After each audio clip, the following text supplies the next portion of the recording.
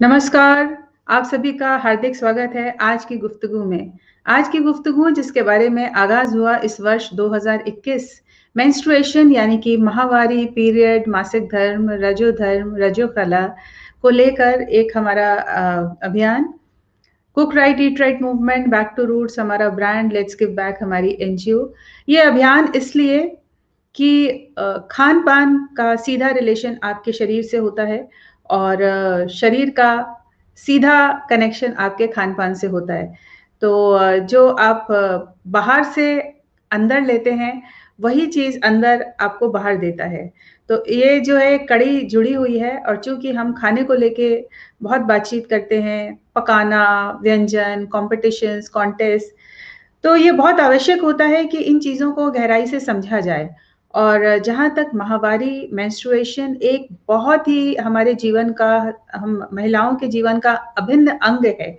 एक जीवन पर्यंत की एक कड़ी है जो कि मेंस्ट्रुएशन से शुरू होती है, प्यूबर्टी के टाइम से शुरू होती है और मेनोपॉज़ तक ये एक कड़ी हमारे साथ हमारी ज़िंदगी के साथ जुड़ी रहती है और उसके बाद भी मेनोपॉज़ जो है वो एक अपने आप में एक बहुत बड़ी क्रिया है और इन सब चीज़ों को समझना हमारे युग की महिलाओं के लिए बहुत आवश्यक है क्योंकि इतनी ज़्यादा भ्रांतियाँ हैं इन चीज़ों को लेकर और अगर हम उन भ्रांतियों से बाहर नहीं आएँगे, उन चीज़ों को सही से समझेंगे नहीं, जो हमारे जीवन का अभिन्न अंग है, तो हम अपने बच्चों को क्या समझा के जाएँगे? तो जैसे हम भटकते रहे, जैसे कि मैं जनवरी से पहले दिन से शुरू हो गया मेरा हर दिन एक पोस्ट डालती हूँ और अनगिनत लोग ये कहते हैं कि हमें इसके बारे में जानकारी नहीं थी।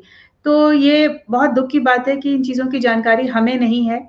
उसमें मैं भी जुड़ी हुई हूँ और आप लोगों के साथ-साथ मेरा भी ये प्रयास रहता है कि जो मैं सीख रही हूँ वो आपके साथ साझा करूँ, ताकि हम सब जो है उस सीख के साथ, उस ज्ञान के साथ अपने देश की संस्कृति को समृद्ध कर सकें क्योंकि जब जो ज्ञान है वो बहुत आवश्यक है हमारे जीवन में, हमारे स्वास्थ्य के लिए, हमारे समाज के स्वास्थ्य के लिए। अगर हम स्वस्थ नहीं होंगे तो हमारा समाज जो है एक बीमार समाज होगा और उस बीमार समाज से हम आज जूझ रहे हैं और अगर अभी भी चेते नहीं तो जूझते ही रहेंगे। तो इसके लिए हमारे बहुत ही ख़ास गेस्ट जिनको हम पहले भी आपके सम्मुख ला चुके हैं, डॉक्टर शैलेंद्र नैथानी जो कि एमडी आयुर्वेद हैं, लखनऊ में केंद्रित हैं, उनका अपना क्लिनिक है, प्रोफ़ेसर हैं, इनफैक्ट एचओडी हैं सरदार पटेल आयुर्वेदिक कॉलेज में। बहुत सारी पढ़ाई उन्होंने खुद की, फिर शिक्षक बने, बहुत सारी रिसर्च की, बहुत सारे ऑनर्स मिले उनको और आज वो उस मकाम पे हैं कि बहुत से लोगों को हील कर रहे हैं और बहुत से लोगों को एक ऐसी चिकित्सा से अवगत करा रहे हैं और उसके साथ-साथ उनको ट्रीटमेंट दे रहे हैं, जो कि हमारे देश की बहुत ही हमारे देश की नहीं, संपूर्ण विश्व की सबसे पुरानी चिकित्सा प्रणाली है, जो कि है आयुर्वेद।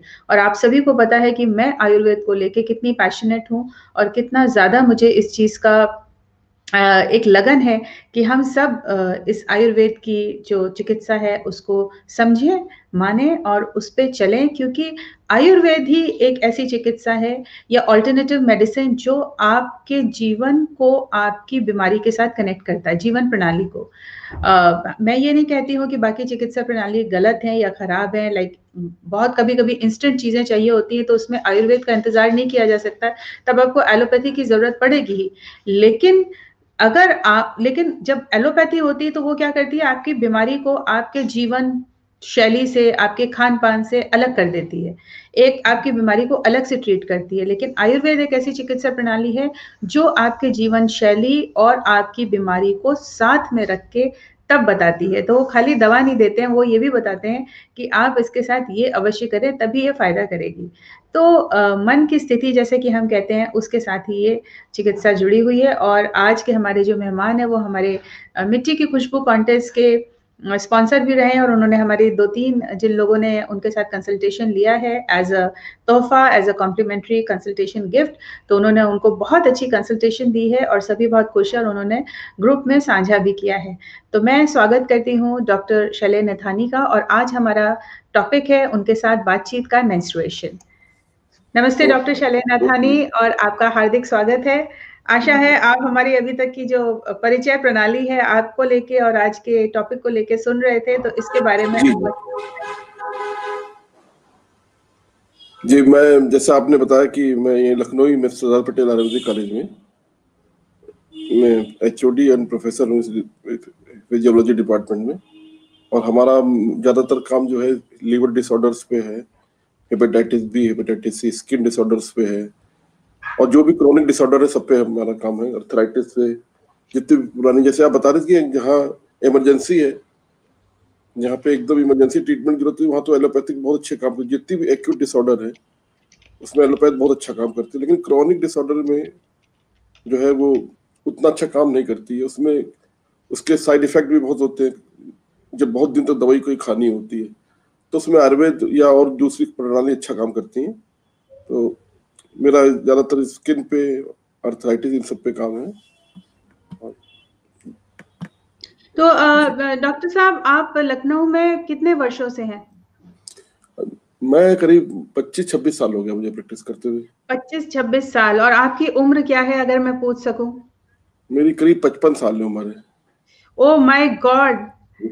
तो आप हमसे 1 साल बड़े हैं और मैं तो आपको बहुत ही यंग समझ रही थी कि आप 30s में होंगे। तो बहुत-बहुत बधाई, क्योंकि आप बिल्कुल भी नहीं लगते हैं कि आप 55 इयर्स ओल्ड हैं।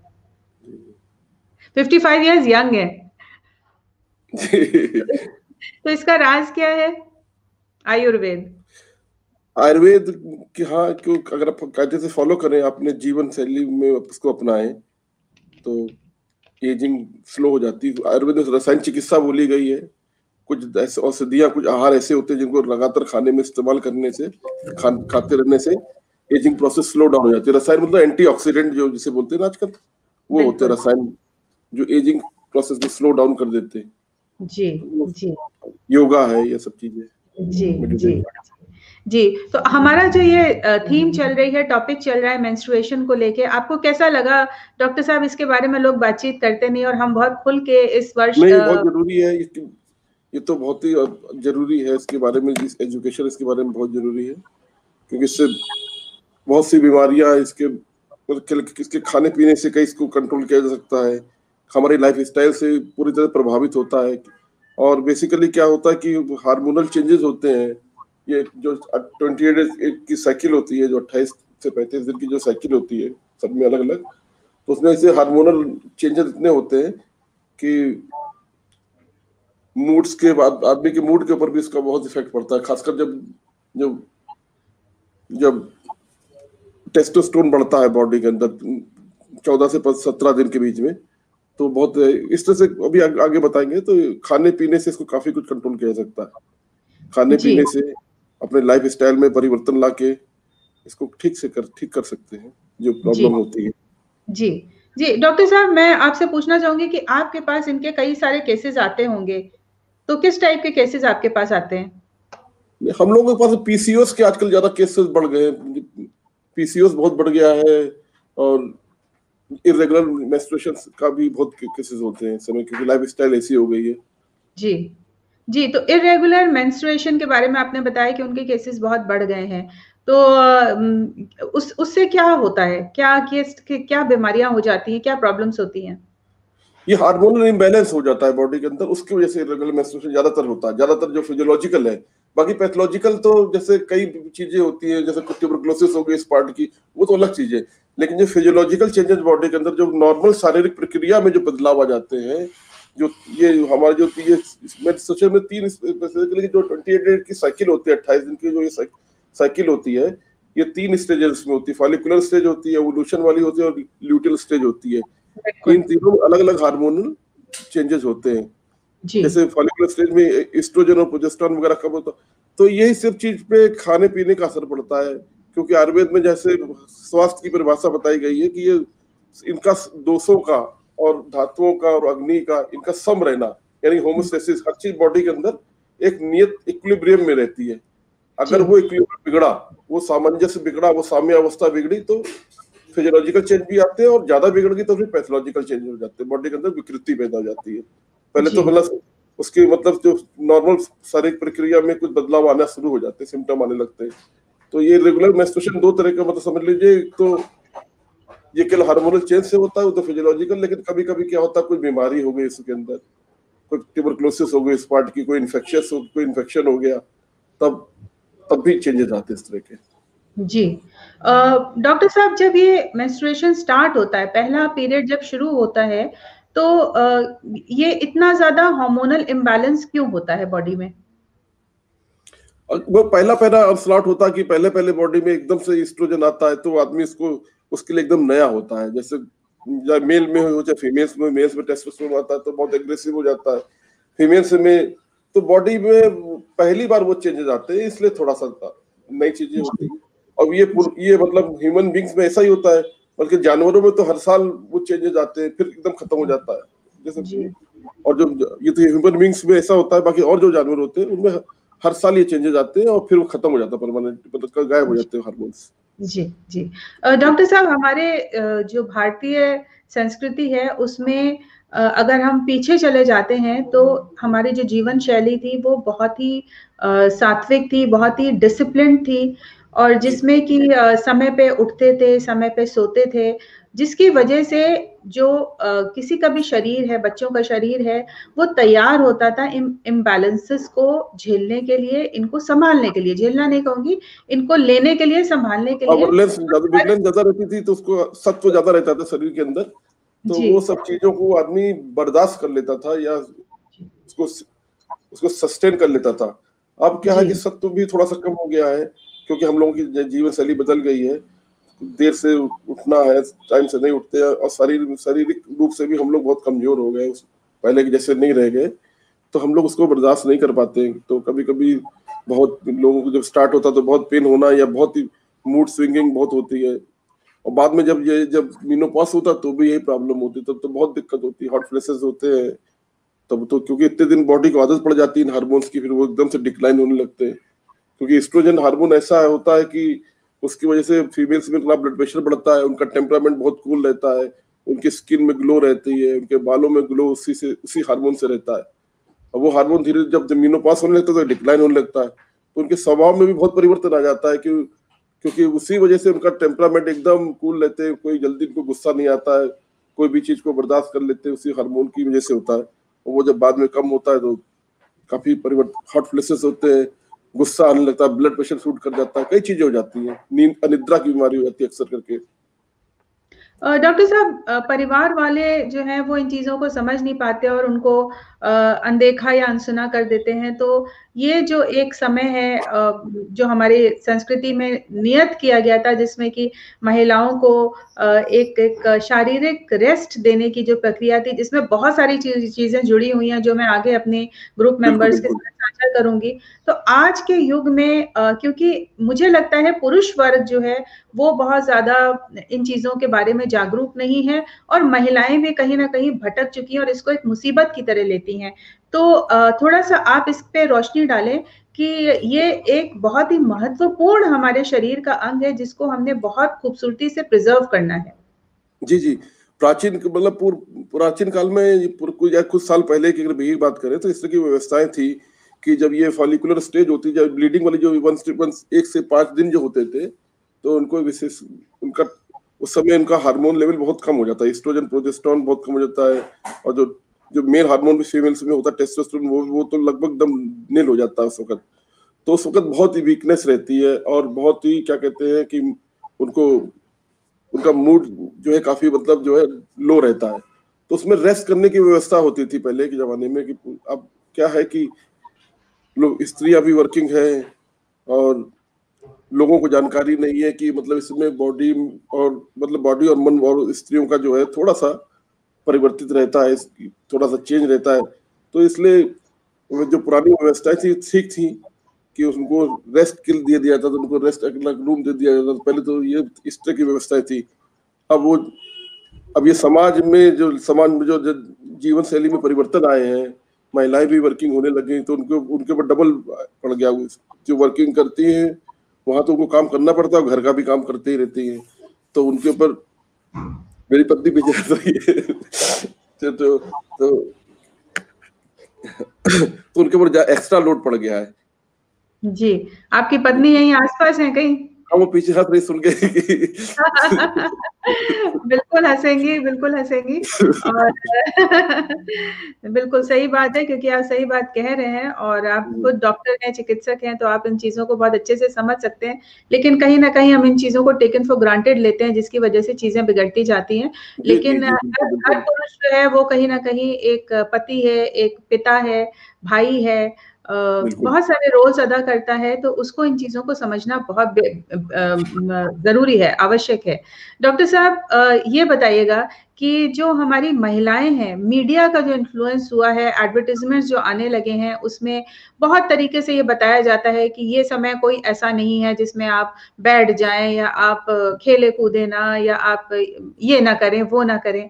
तो उनको भी लगता है जैसे आजकल के बच्चे वो एड्स देखते हैं और फिर अपने माँ-बाप को यही कहते हैं कि भई आप बहुत पुराने ज़माने के हैं और इन सब चीज़ों को आज कोई तूल नहीं देना चाहिए। तो आप कहाँ तक इन चीज़ों को इम्पोर्टेंस देते हैं? नहीं, अब ये तो हमारे देश में है कि मीडिया में भी बोल देते हैं और एडवर्टाइज़मेंट भी इस तरह के बन रहे हैं।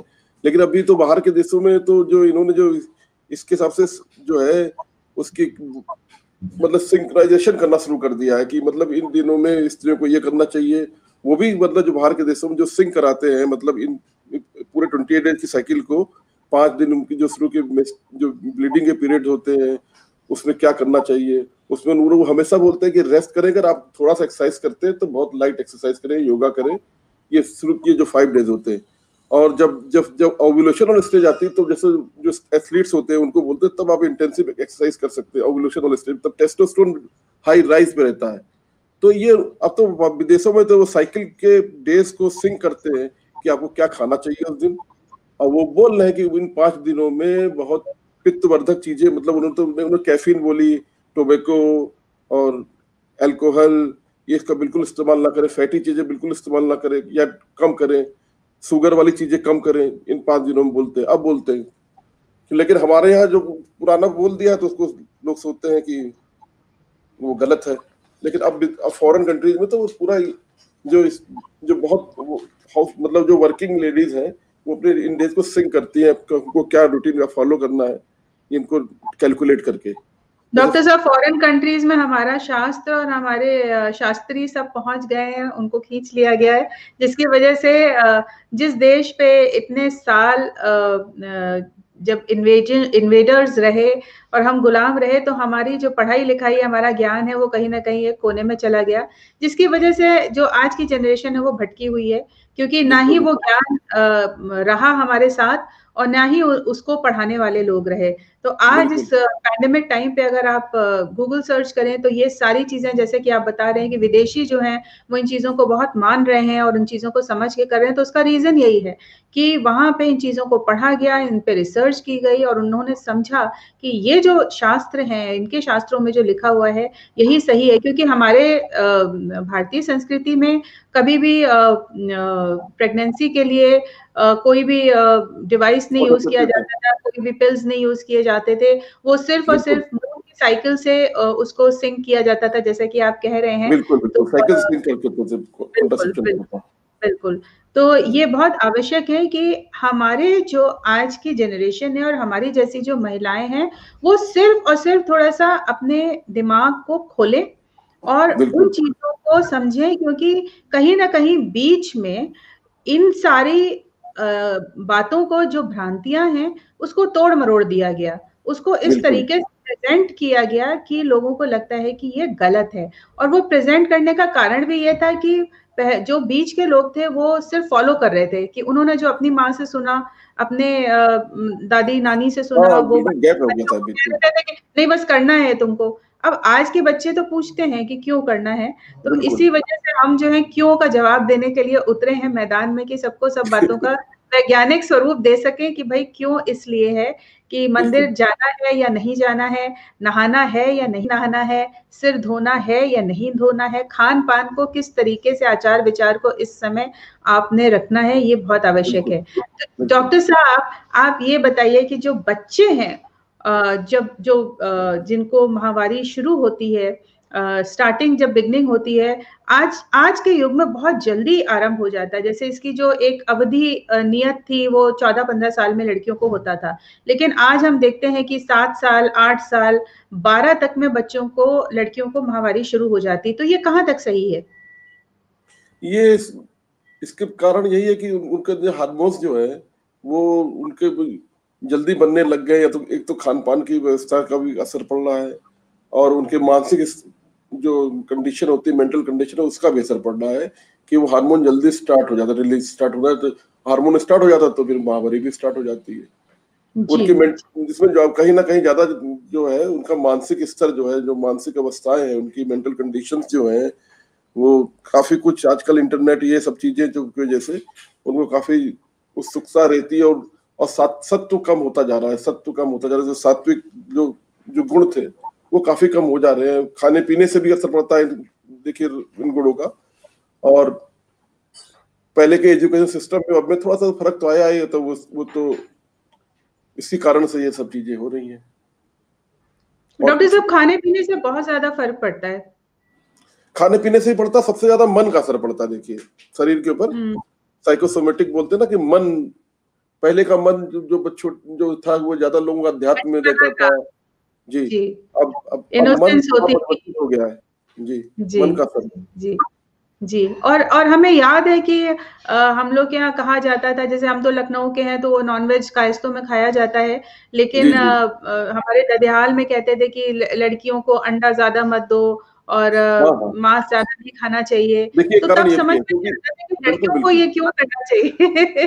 लेकिन अब उन जो एग्स होते हैं ना, एग्स जो अंडे हम लोग खाते हैं, खासकर अंडे या चिकन वाले, इनको जो फीड दिया जाता है उसके अंदर ईस्ट्रोजन हार्मोन दिया जाता है, ताकि मुर्गी रोज अंडा दे तो उनको फीमेल सेक्स हार्मोन जो एस्ट्रोजन होता है वो देते हैं। अब वो खाता है जो आदमी, उसके शरीर में चले जाते हैं।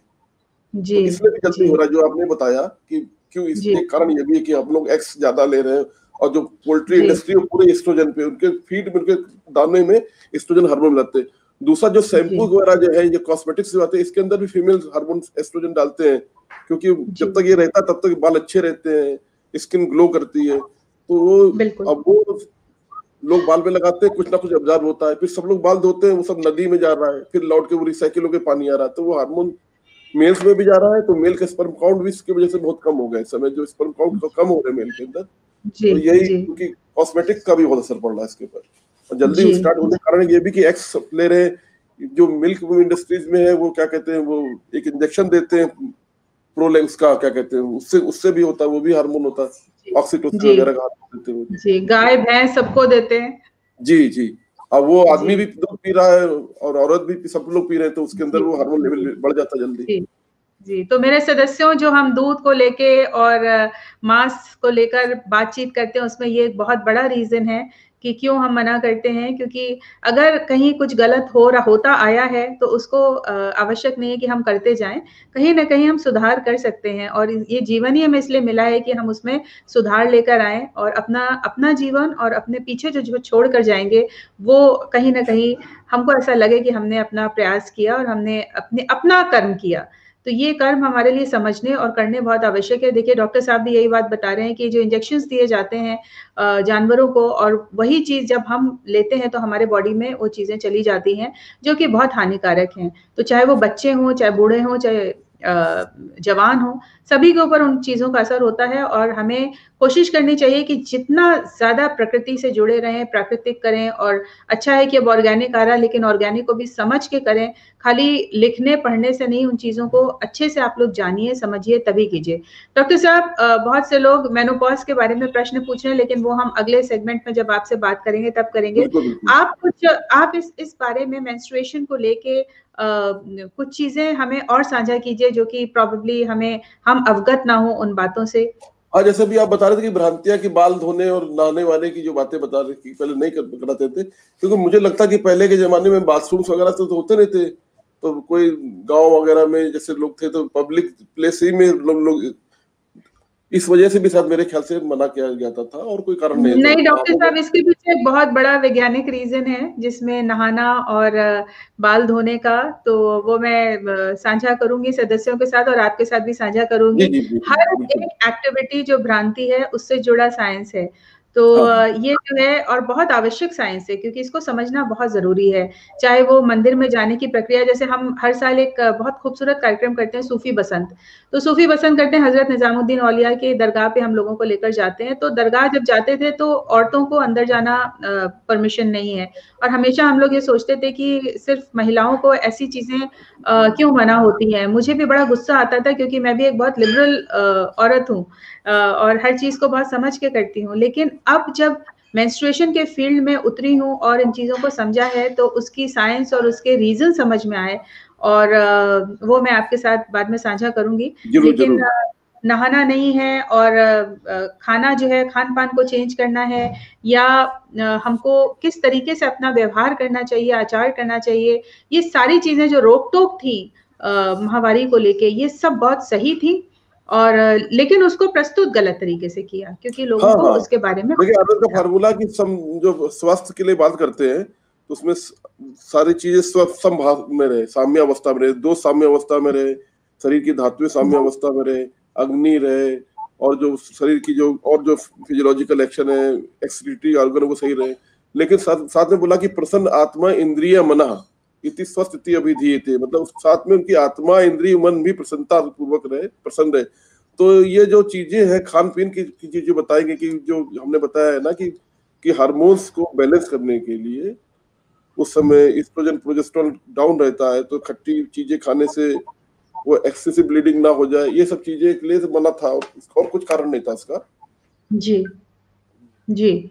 घूमने-फिरने के ऊपर भी काफ़ी रोक-टोक हमारे माहवारी को लेकर हुआ करती थी, और बहुत सही थी। लेकिन आज कोई भी इन बातों को मानता नहीं है, जिसकी वजह से प्रॉब्लम्स हैं, जिसकी वजह से एक्जिस्टिंग प्रॉब्लम्स हैं। हेवी ब्लीडिंग कभी किसी को होती ही नहीं थी, बहुत ही एक रेगुलर सा स्राव बिल्कुल होता था, बिल्कुल बिल्कुल। और पहले ये चीजें बहुत ही बहुत कम होती थी, और जी, उस समय मेंटल स्टेट भी थोड़ी सी, मतलब जो आयुर्वेद का सिद्धांत है वो, क्योंकि इस समय मुझे याद नहीं आ रहा वो श्लोक, उसमें थोड़ा सा मेंटल स्टेट स्त्री की थोड़ी सी दूसरी तरह की हो जाती है, इसलिए भी मना जी, करते हैं कि थोड़ा सात्विक चीजों का घर में रह के मेडिटेशन वगैरह करें, ये सब चीजों के लिए। जी, जी, जी। डॉक्टर साहब, क्या हम कर सकते हैं कि लोगों में इन चीज़ों के बारे में सही जागरूकता लेकर आएँ? किस तरीके से इसको आप आगे बहुत सही कर रहे हैं, आप तो कर ही रहे हैं, सब बात जागरूकता के लिए सब लोगों को बता रहे हैं, तो जी, ऐसे ही करते रहें बस। जी, जी, जी, जी, जी। नहीं, कोई कोई ऐसा अभियान शुरू किया जा सकता है इसको बिल्कुल किया लेकर, जा सकता है। उसके है ना? पीछे जो जिसको फैलेसी बोल रहे हैं, भ्रांतियां बोल रहे हैं, और उसमें क्या चीज भ्रांति है और क्या चीज फायदेमंद है, ये इसे समझना बहुत जरूरी है, क्योंकि हम लोग जी, तो भ्रांति कर रहे हैं और फॉरेनर्स को अप्लाई कर रहे हैं अपने डेली रूटीन में। जी, तो जी। ये भी ये भी चीज लेके जानी चाहिए हम लोगों को। जी, जी। और डॉक्टर साहब, आपको पता है, आवश्यक पता होगा कि कामाख्या देवी हमारे यहाँ और साउथ जी जी। में इस चीज़ का बहुत ज़्यादा इसको एक बहुत खूबसूरत त्योहार की तरह मनाए जाते हैं, जब हाँ लड़की की जी, पहली अम्बुबाची बारी बोलते हैं यहाँ होती है। पे, अम्बुबाची होता है ये, क्या कहते हैं, आषाढ़ के महीने में जो होती है, पहली प्रतिपदा अमावस के जी, बाद उस दिन होता है ये जी। कामाख्या में। उड़ीसा में भी एक इसका बड़ा 4-5 दिन तक बड़ा खूबसूरत रज्जो करके एक त्योहार मनाया जाता है, जिसमें जो साउथ में मनाते हैं उसमें तो मामा जो है वो लड़की के लिए कपड़े लेकर आता है, और बड़ा खान-पान होता है। हाँ हाँ, पहले जब जब जब पहले मीनार की, मतलब पहली बार जब जो होता था महावरी, तो पूजा वूजा भी होती थी लड़की जी, की, अजय जी, देवी। अब जी। लेकिन जब से मेरे ख्याल से ये जो वर्किंग वुमेन का कॉन्सेप्ट चला, और न्यूक्लियर फैमिलीज़ का कॉन्सेप्ट चला, जब बहुत सारा भार ये जो भी है रहा, औरत। फिर हम लोगों के ऊपर जो दूसरा कल्चर जो हावी हो गया, जो इतने दिन हम लोगों पर राज्य किया गया जी, विदेशियों ने, तो उन्होंने अपना कल्चर जो है हमारे ऊपर हावी किया, हम लोगों जी, को रूढ़िवादी बोला, बेवकूफ बोला, और बाद में हम ही लोगों को कॉपी किया पे। जी, एक कारण ये भी जी। रहा। जी, जी। तो मैं सदस्यों से निवेदन करना चाहूँगी, यदि आप कोई प्रश्न पूछना चाहते हैं अपने बच्चों को लेके, या अपने बारे में, तो आप पूछिए, तो हम उनसे कुछ राय ले सकते हैं, अगर आपके मन में कोई प्रश्न है मेंस्ट्रुएशन को लेकर, मासिक धर्म को लेके, माहवारी को लेकर, अगर कोई प्रश्न है। डॉक्टर साहब, जो हमारी बच्चियाँ हैं, उनको किस तरीके से हम इस चीज़ के बारे में कैसे, अगर उनको पेनफुल पीरियड्स होते हैं, तो उसके लिए क्या हम कर सकते हैं? एक कोई आप औषधि बताइए। चंद्रसूर एक होती है, एकल औषधि की बात करते हैं तो चंद्रसूर एक होती है औषधि, चंद्रसूर, वो दे सकते हैं, अच्छा। उससे आराम हो जाएगा। अजवाइन दे सकते अच्छा। हैं, घर की वाली चीजें से अजवाइन होती है तो अजवाइन जी। दे दें, अजवाइन तो से किस तरीके से गैस छोड़ अजवाइन दें। दी जाए और कैसे क्या किया जाए? भून के देना है, कितना देना है, रात में हाँ, देना अजवाइन थोड़ा है, भून किस के दे दें, थोड़ा सा भून के दे दें, या ऐसे ही खा थोड़ा सकते हैं, कच्चा भी खा सकते हैं। कितना, मतलब कितना होना चाहिए उसका चौथाई क्वांटिटी? चौथाई चम्मच खा लें, 1/4 चम्मच टीस्पून। पानी के साथ या ऐसे ही चबा हाँ, के गुनगुने खाना है? पानी के साथ। चबाएंगे तो बच्चे कड़वा हाँ, वो ज्यादा कड़वा खाएंगे, लगेगा। जितना क्रश करके खाएंगे तो जल्दी असर करेगी। जी। पीस और लेंगे तो चंद्रसूर जो है ये एक आयुर्वेदिक औषधि है, टॉनिक है। हाँ, चंद्रसूर भी आयुर्वेदिक औषधि है। जी। तो इसको कैसे लेना चंद्रघंटा होता है? जी, कैसे लेना होता है इसको, चंद्रसूर को? चंद्रसूर भी मतलब 1 ग्राम तक उसकी डोज होती है, 1 ग्राम सुबह शाम, 1 ग्राम मतलब अच्छा। चौथाई चम्मच से तो थोड़ा सा कम। ये पीरियड्स के दौरान ही लेना होता है कि लगातार ले सकते हैं? नहीं, कहीं पेट में दर्द हो तो काम दे सकते हैं, लूज अगर मोशन वगैरह अगर में भी का फायदा करती है, एक्सेसिव जी। ब्लीडिंग में भी फायदा करती है। जी, जी। डॉक्टर साहब, ऐसे में बहुत बहुत अक्सर कब्ज़ हो जाता है, कॉन्स्टिपेशन हो जाता है, जिसके साथ और प्रॉब्लम्स, गैसेज़, और उसकी वजह से पेट में और दर्द होता है। तो कॉन्स्टिपेशन जिन लोगों को हो जाता है वो मासिक सौंफ खा धर्म के टाइम लें, पे।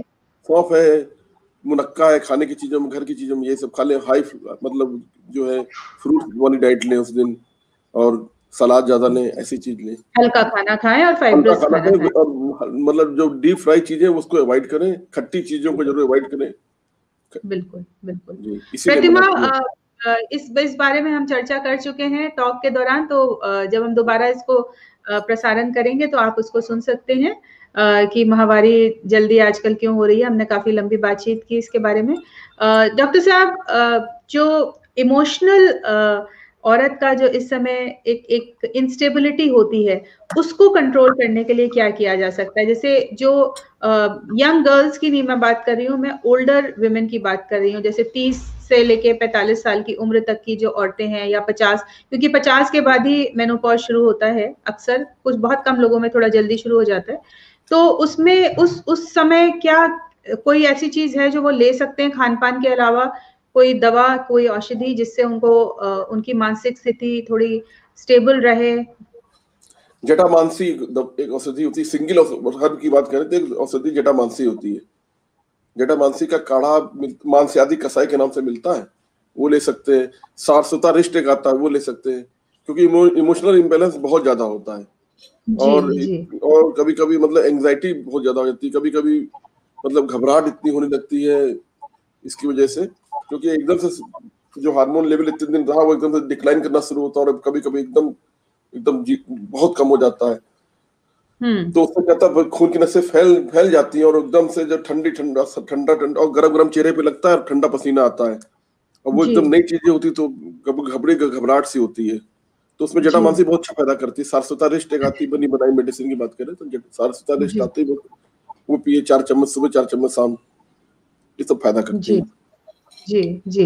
रेखा, पीरियड स्टार्ट होते हैं तो बहुत ही इरेगुलर होते हैं, ऐसा क्यों होता है जब पीरियड स्टार्ट होते हैं? उसका मैंने आज ही उत्तर दिया है कि सबकी शारीरिक बनावट अलग है, सबका खान-पान अलग है, व्यवहार अलग है। इसी वजह से कुछ लोगों के बहुत बैलेंस होते हैं, कुछ लोगों के इरेगुलर होते हैं। आपको अपनी स्टार्ट में साइकिल हाँ को स्टडी ज्यादातर करना। इरेगुलर होगी, स्टार्ट में, बाद में धीरे धीरे वो जी। हार्मोन्स की वजह से होता है। जी, जी, जब शुरू होते हैं तो ऐसा ही होता है, उसके बाद उसका एक एक पैटर्न सेट हो जाता है। जी जी, बेटर। रसवली में ऑपरेशन कराना ज़रूरी है क्या? ये जी, प्रश्न समझ में नहीं आया गीता। किसी ने पूछा रसवली में ऑपरेशन कराना ज़रूरी है क्या? रसौली मतलब फाइब्रॉइड। रसौली, हाँ, तो हाँ हाँ रसवली लिखा। हाँ, जी, फाइब्रॉइड अगर फाइब्रॉइड, छोटा होता है तो दवाई से गल फाइब्रॉइड से। जाता है, और बड़ा होता है जी, तो मतलब पीसीओएस को तो नहीं रसौली बोल रहे हैं, रसौली दूध। सच्ची, रसौली क्या होती है? फाइब्रॉइड। फाइब्रॉइड, हाँ, फाइब्रॉइड अगर फाइब्रॉइड, बड़ा साइज का है तो फिर उसका ऑपरेशन करा जाता है, और जी, छोटा है जी। तो दवाई से गल जाता है। जी, जी। तो गीता, डॉक्टर साहब ने आपको आपका उत्तर दे दिया है कि अगर छोटा है तो आप कंसल्टेशन ले सकती हैं, और वो आपको बता देंगे, क्योंकि वो तो टेस्ट करने पे ही पता चलेगा कि फाइब्रॉइड्स का क्या स्टेटस है, उसी हिसाब से आप उसका ट्रीटमेंट करा सकते हैं। मेरी बेटी को बहुत आशय कार्ड होता है, बहुत इलाज कराया। प्रश्न ठीक से नहीं लिखा है, ठीक से लिखिए, आप देखिए क्या लिखा है। शिप्रा, आप लिख रही हैं? आशय कार्ड होता है, नहीं समझ में आ रहा है, ठीक से लिखिए प्रश्न, तभी समझ में आएगा। तो आप लोग को अगर अलग से कोई प्रॉब्लम है बच्चों को लेके, आपको खुद को लेके, तो आप जरूर डॉक्टर साहब से कंसल्ट करें और वो आपको बहुत बढ़िया दवाई देंगे। लेकिन हर दवा आपको तभी असर करेगी जब आप अपना आचार व्यवहार जो है वो सही रखेंगे और सही खान पान रखेंगे। इन्होंने लिखा है इनकी बेटी को बहुत दर्द होता है, बहुत पेन होता है, पेनफुल पीरियड्स होते हैं। तो उसका रीजन देखना पड़ेगा, जैसा कि हमने बोला कि कॉन्स्टिपेशन अगर होता है तो उसको दर्द होगा। और बाकी अगर आपका जो है आप खान पान उस समय सही नहीं ले रहे हैं, बहुत मूवमेंट कर रहे हैं, रेस्ट नहीं ले रहे हैं और नहा रहे हैं ठंडे पानी से, तो ये सारी चीजें जो कोल्ड जो है वो आपके बॉडी को छूना नहीं चाहिए, क्योंकि एज इट इज आपका जो शरीर है वो ठंडा हो रखा है अंदर से। तो उसमें आप अगर और ठंडी चीजें डालेंगे तो आपको बहुत ज्यादा परेशानी होगी, वो डबल हो जाएगी।